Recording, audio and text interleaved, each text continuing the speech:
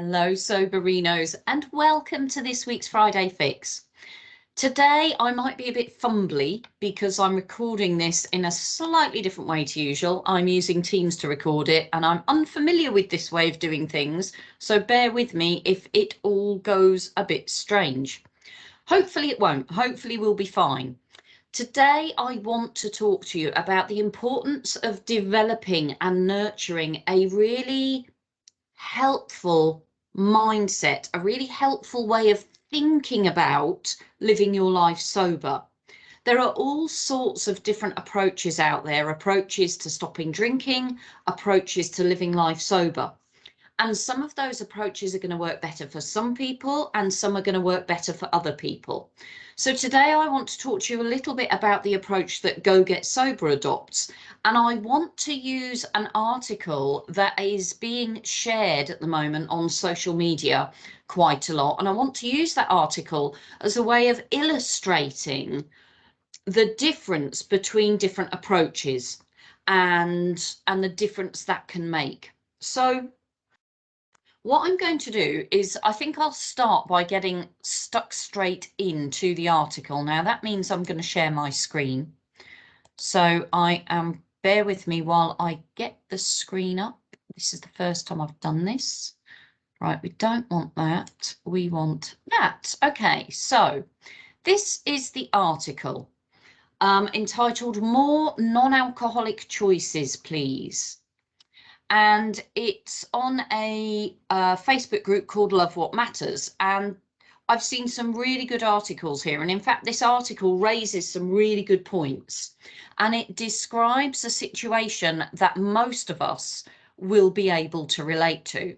So I'm just going to go through it bit by bit. And when I get to points that I think are worth discussing to really demonstrate what it is I'm talking about how we can have different mindsets and different approaches, and how what you believe about living your life sober, the way you think about living your life sober, is going to make a difference to how you experience your life sober. But I think it's going to be easier for me to make those points more clearly as I'm going through the article.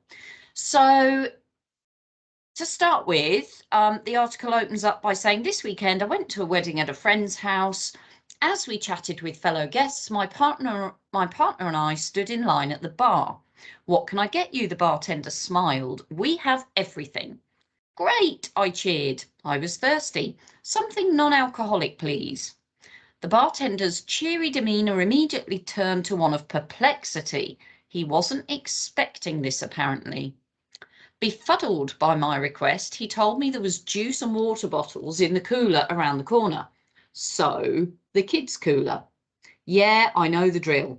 I've been sober for a few years and I know all about the kids' cooler.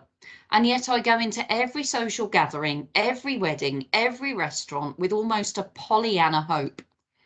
Maybe the sober curious movement is making a ripple in the food and beverage industry. Maybe this time they'll have the non-alcoholic beer they said was out of stock last time. Incidentally, just going back to that point about the sober curious movement making a ripple in the food and beverage industry, it really is making a ripple in the food and beverage industry. So by all means, not every bar and restaurant, and certainly not the kind of caterers that you might get at small local weddings in people's houses. But generally across the industry, there are more and more selections, a broader range of selections. When I'm going into bars and restaurants now, in fact, I was at a restaurant just 2 nights ago. I was meeting up with some old colleagues of mine from work, and we went to an amazing, it was a pub really, but it's got a really nice restaurant area. And when I asked at the bar what non-alcoholic drinks they had, he offered me an alcohol-free lager, or he said there was an alcohol-free gin, which they could serve with a really nice tonic. And it came beautifully presented in a glass with ice, lime, a straw. It was lovely. So there is a massive, massive growth in the food and drinks industry in terms of alcohol-free drinks. It is growing. It is getting better. The bars, restaurants and pubs that are aware of this and are keeping up to date with trends are catering more and more for people who don't drink alcohol. However, in this kind of situation, which I'm sure we can all relate to, if it's a kind of small event, if it's a local event, and if it's kind of, you know, you've hired in some cheap local caterers, and they're just going to be serving the standard. Maybe you'll get a lemonade, maybe you'll get a Coke, maybe you'll get some bottled water, maybe you'll get a fruit juice, but you're not necessarily going to get anything that is a sophisticated version of an alcoholic drink. You're certainly unlikely to get alcohol-free lagers, beers, wines, spirits, etc. So I would say that I can relate to this completely because I've been to these kind of events, but I wouldn't go into these kind of events expecting anything different, to be honest. I'd go into these kind of events expecting to have your bog standard choice of sort of kiddies drinks. So I wouldn't be surprised by that. However, she goes on to say maybe they've finally updated their menu to have non-alcoholic options that are fun and flirty and celebratory. Well, yeah, again, I'd say to that you will get more of those alcohol-free options in the more upmarket venues. And in the venues that are keeping abreast of the trends in the market, because this is a huge trend right now in the market. The growth in the alcohol-free drinks industry is skyrocketing, absolutely through the roof. So it is coming, and you probably have noticed a difference yourself in some of the places that you go to. Then she says here, but we still have a long ways to go, don't we? Absolutely we do. We have a really long way to go. And at every social gathering, I still ask for my drink in a wine glass or a tumbler, and I ask for a lime wedge because, yes, it's more fun. And I think that is so true, isn't it? I mean, I do this at home now. On a Friday evening or a Saturday evening, if I am having a nice meal or preparing myself a nice meal and I want a nice drink to go with it, I will serve myself an alcohol-free G&T or my drink of choice in a nice wine glass with ice, with a slice, maybe with a straw. Maybe I'll even go to the effort of doing a mocktail of some sort. But making the effort and presenting the drink really nicely does make a difference, and it makes you feel like it's special. So I totally get that. It makes it look less like a kid's juice box and more like a grown-up drink. And yes, I don't drink, but that doesn't mean my taste buds died. I still like festive drinks in fun glasses with pretty colours. Yeah, totally get that. Yet more often than not, I wind up digging through the ice of a kid's cooler, looking for something non-alcoholic besides apple juice and Capri Sun. You stand out if you're not drinking. Now, up until that point about the apple juice and the Capri Sun, I was 100% on board with the writer of this article. I could totally relate to where she was coming from. I've been in this situation myself. I know exactly what it's like. You end up with a still water, an apple juice or whatever, because they haven't really catered for adults who are not drinking. So totally get that. But this line here, you stand out if you're not drinking. I want to discuss that a little bit more, because for me, I don't think I do stand out when I'm not drinking. I genuinely do not feel like I stand out. In fact, what I've noticed over the years, and this was a habit I adopted right from the start when I was first going to social events sober. What I've noticed is that there are so many more people not drinking alcohol. So I made it a thing when I was going to events to actually count the number of other people in the room who were also not drinking. And there were loads, there were absolutely loads. Now, to a certain degree, that statement, you stand out if you're not drinking, is going to be entirely dependent on where you are, who you're with, what the event is. If you are someone in your 20s and you are working in a business type environment where it's the culture to go to events, business events, parties, socials, where everybody is drinking, then clearly you are going to stand out if you're not drinking. But if you're choosing to go to social events and to mix with people where you stand out if you're not drinking, maybe it's worth thinking about where you're choosing to go and who you're choosing to be with. Because maybe being in the kind of environment where everybody is drinking is not the healthiest choice for you if you're in your early days of living your life sober. Maybe you don't want to be going to those kind of events where everybody's drinking unless you absolutely have to. So I totally get the point she's making. And at the same time, I don't think that's true. You stand out if you're not drinking. I think that depends on where you are, who you're with, what type of event it is. And I think that the more you choose to hang out with people who are healthy for you, the more you choose to go to the kinds of events and situations that you feel stimulated by, that you're really going to enjoy, that are not centered around drinking, the more you discover that you are not the only person who's not drinking, that there are more and more people surrounding you who also don't drink. And even when I've been to parties, adult parties and events where I've not been drinking, I've counted loads of other people in the room doing the same for whatever reason. So that there, I don't know if I can highlight these on Facebook, probably not. No. But that there, that's contentious. That's worth arguing with, that point. You will stand out if you're not drinking in some contexts, but not others. And overall, as a general rule, I do not feel like I stand out at all. And that's a mindset. If you are going into living your life sober, imagining that you stand out, that you're going to be the odd one out, that you're going to be different to everyone else, and you're developing this kind of paranoia about not drinking, you are going to find it. That is what you are going to find. You are going to create your own reality from that. If you go into these situations believing and thinking that you're not the only one who's not drinking, and it's a perfectly normal thing to do to go to events and not drink as an adult, then you will find the evidence to support that belief. So in other words, whatever belief you choose to hold on to, that's where your kind of attention is going to go, and you are going to find the evidence to back up that belief. So I choose to believe that I do not stand out when I'm not drinking, that I am surrounded by lots of other adults who are also choosing not to drink. It's up to you to choose what your belief is. So in the next sentence, you get questioned if you're not drinking. Are you pregnant?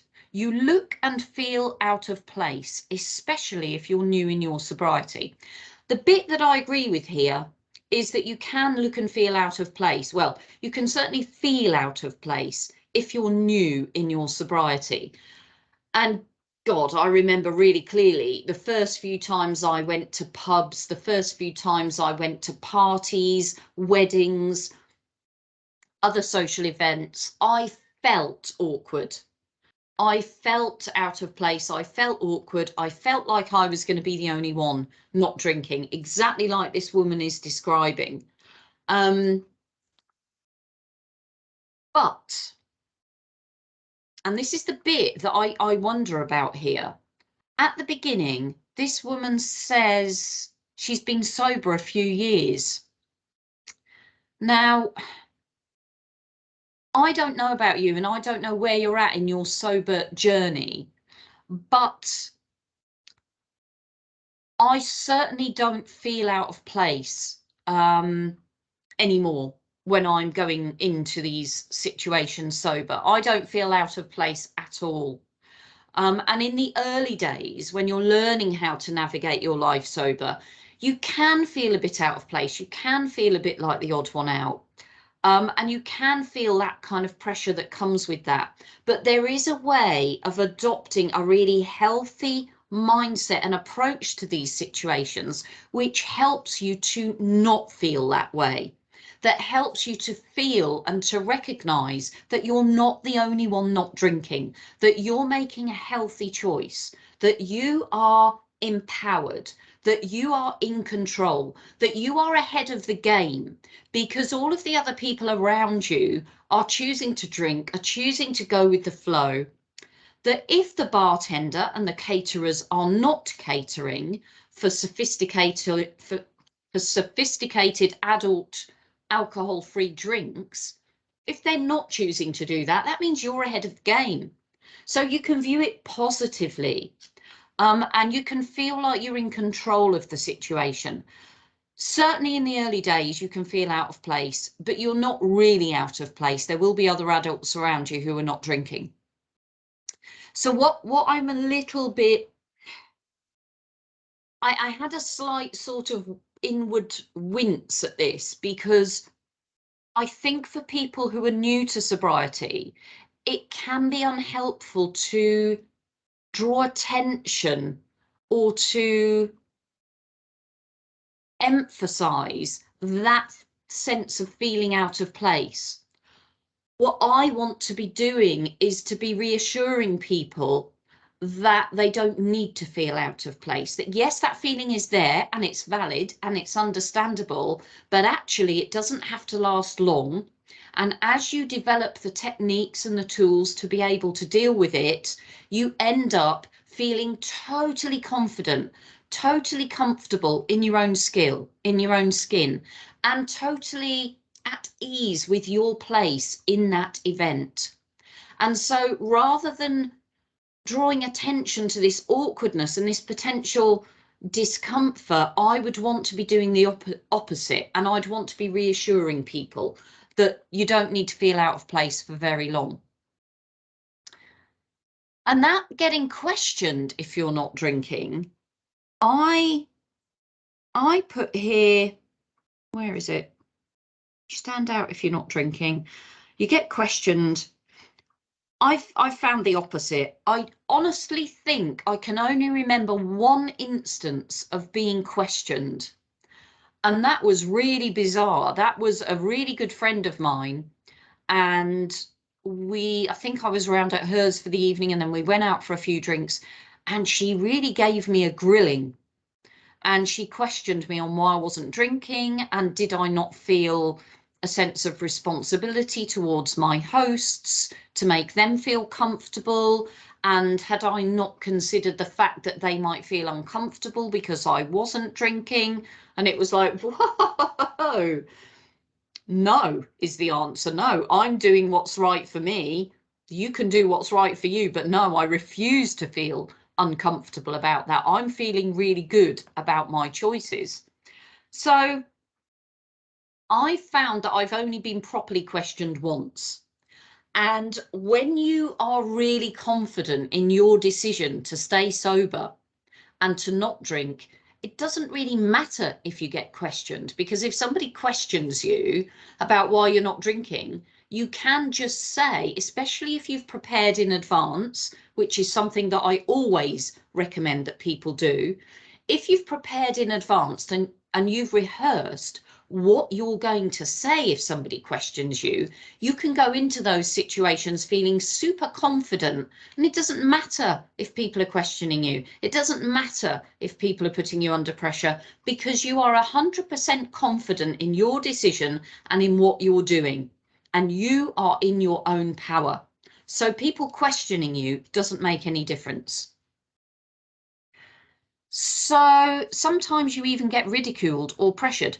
Do you know what? If I was being ridiculed or pressured, a bit like this friend, when she did question me, I can't remember a time I was ever ridiculed for it. But if you were being ridiculed or pressured, you're with the wrong people and you're in the wrong place. I would get out. If the people I'm with are not respecting my decision to drink alcohol-free drinks, to stay sober at that event, I'm with the wrong people, I'm in the wrong place. And I would limit the amount of time that I spent there. If it was something that I had to be there, that I had a duty to be there, I would limit the amount of time I was there, and I would certainly put a lot of preparation in before I went there to make sure that I was fully confident in my own skin, fully confident with what I was going to say to people in facing that pressure. But I would not hang around to be ridiculed and to feel under pressure. But you're in the wrong place with the wrong people. And I don't, what I take issue with here is the fact that the way this person is presenting living your life sober is as if it's a negative thing.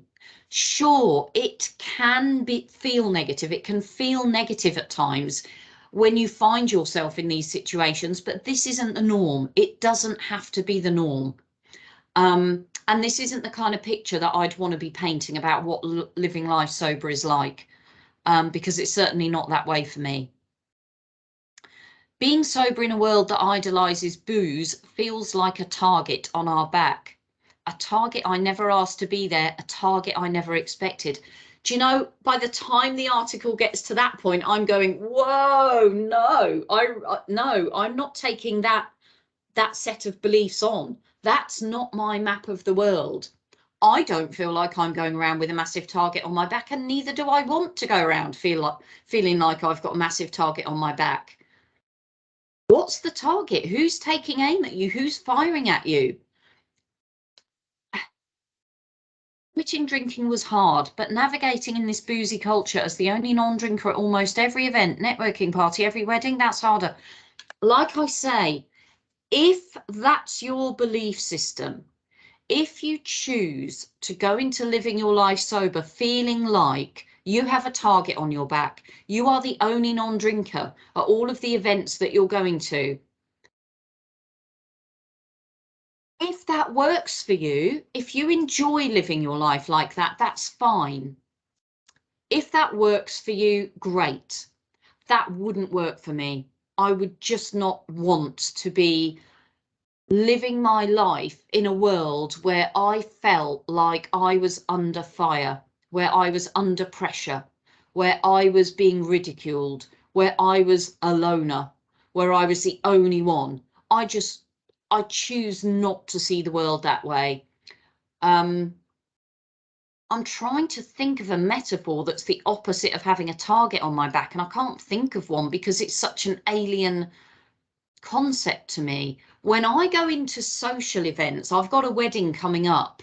I've got a wedding coming up in a couple of weeks' time, and it's going to be with a group of people that I don't know, and I'm already anticipating I'm not going to have much in common with them, and there will be a large majority of them who will be getting drunk. There's absolutely no doubt about it.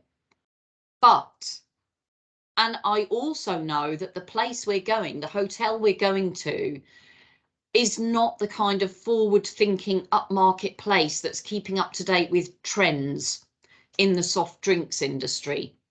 So I'll be lucky to get a lime and soda. I'll be very lucky to get a non-alcoholic lager that isn't Beck's Blue, which I don't like, or Heineken, which I'm not overly keen on. And I would be amazed if I got an alcohol-free gin. So, but I'm approaching that event with knowing what the situation is going to be and preparing for it. So I will be taking my own drinks. I will be taking alcohol-free drinks that I know I'm going to enjoy and that will add a sense of sophistication to my evening. I am going knowing full well that I could feel awkward at first. I am going knowing that I will really have to up my game socially, and that I will have to make an effort to get to know people and to chat to people and to get curious about other people. And I'm going knowing that I need to make an effort to count the other people in the room who are not drinking. But I'm not going feeling like I'm going to have a target on my back. I'm not going feeling like I'll be under pressure to drink. I'm not going feeling like this is going to be a horrendous situation where I'm going to be the one standing out. I know there are going to be other people at that wedding who are not drinking or who are not drinking very much. And I don't feel as if the rest of the world is responsible for my issues. My issues are my issues. If I'm going into that event, I'm responsible for making sure I get what I can out of that event. So I'm the one that's got to take responsibility for me. If I think there's a chance I won't get the kind of drinks that I'd really enjoy there, I'll take my own. I find this whole thing really unhelpful, actually, that to suggest that you're going to look and feel out of place, to suggest that you're going to be ridiculed or pressured, to suggest that you've got a target on your back, to suggest that navigating this boozy culture as the only non-drinker at almost every event you go to, that's really hard. Honestly, that is not my experience of living my life sober. And I know from the other people that I coach, that I support, and who go through the Go Get Sober guidance program, that is not the way they experience the world either. And the reason for that is because we can all take responsibility for the way that we think about the world, for the way that for the beliefs that we choose to hold about living our lives sober, for the approaches that we decide to take to going into these events sober. So yeah, the first half of this, I was reading it and thinking, yeah, this is a common experience. Yeah, been there. Yeah, I know what that's like. Yeah, having to have these kiddies drinks. Yeah, get that. Yeah, totally on board. But then halfway through, I started thinking, oh, no, but it doesn't have to be that way. It doesn't have to be this way. You don't have to experience that. And if every wedding you go to, every networking party, every network event, you're feeling like that, perhaps it's time to rethink what you're doing, who you're associating with, where you're going in life. Or if not that, if that's too challenging, to think about how you're responding yourself to these events and what approach you're taking when you're going into them. She goes on to say about inclusivity would go a long way, offering non-alcoholic options at your party, throwing out non-alcoholic suggestions. These are all great ideas. It's easy, inclusive concept, might make a big difference for someone newly sober and struggling. That I take issue with a bit as well, because you know, these caterers are not responsible for someone who's decided to you know, go sober. Nobody else out there is responsible for me and my decisions. Nobody's responsible for that but me. I've got to learn to navigate my way through a booze-laden culture, a booze-laden world. I'm never going to put that responsibility onto someone else. Yeah, these ideas are great. If more people thought about offering non-alcoholic options, that would be great. If more people gave you non-alcoholic suggestions when they're offering to buy people a drink, that would be great. It might make a difference to somebody who's newly sober and struggling, but I wouldn't put that on anybody else. I really wouldn't. That's, if I'm newly sober and I'm struggling, as I was when I first started going to bars and weddings and parties and events, that's down to me to manage that. I never expected anybody else to manage that at all. That was down to me to take my own drinks. That was down to me to plan and prepare in advance. That was down to me to make sure I had the tools at the ready to be able to cope with that, to have my escape routes planned. Time to change the narrative. Yeah, definitely. I'm all for changing the narrative. I'm all for promoting sober options and sober lifestyles and pushing that out there into the world. Someone's reason for not drinking is none of our business. Yeah, totally agree with that. Let's offer more non-alcohol options and less sideways glances. It would go a long way. I'm up for all of that. It's nobody's business why you're not drinking. It's a really good thing to offer more non-alcoholic options. Less sideways glances. I couldn't care less if people are glancing sideways at me, to be honest. If anybody's going to pressure me or ridicule me or ask questions, Asking questions is okay. If somebody asks me a question about why I'm not drinking, I'm quite happy to tell them why I'm not drinking. That's fine. If someone was pressuring me, I wouldn't feel pressured. That's the thing. Someone can pressure me all they like, but I'm not feeling pressured because I'm 100% confident with my choice. I know when I go to this wedding in a couple of weeks' time, I know I'm not going to drink. It's a done deal. So if anybody were to say, oh, go on, have one, it would be irrelevant. It would be like water off a duck's back. If anybody started arguing with me, I would either, I don't know what I'd do. It's never happened. I would either argue back and wipe the floor with them, absolutely trash them, or I'd walk away. It wouldn't mean anything to me. It would, like I say, it would be water off a duck's back. And I think that comes partly with time.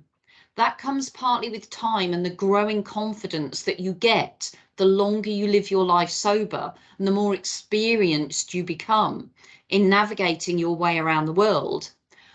But it also comes with confidence in your decisions and confidence that you've got the right approach and confidence in yourself and your own power. We are extremely powerful. We are extremely resourceful when we're making the right decisions and we have the right tools and techniques at our disposal. So nothing would shake me. No pressure in the world would shake me from going to an event and staying sober. So yes, I hope going through that, let me stop sharing and come back. I hope going through that has helped to explain a little bit about what I mean by the different approaches, the different mindsets we can have, the different ways of thinking about what life is going to be like when we're living our lives sober. And we have a choice to make about the beliefs we take on about living our lives sober. You can choose to be strong. You can choose to be confident. You can choose this to be a kind of learning journey, a learning experience, where each event you go to, each situation that you navigate, you're going to learn something new about what it's like to live your life sober. You can choose to prepare and plan in advance to make your experience of these events the most positive, the most empowering it can be.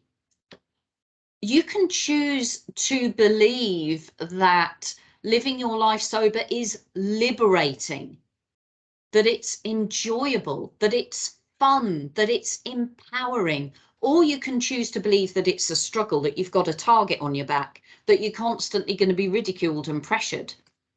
No to all of that. You can choose to believe that what you want to believe.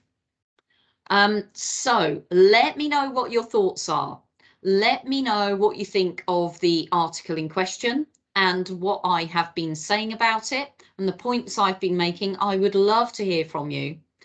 I will look forward to catching up with you in tomorrow's Saturday share. But in the meantime, let's go get sober together.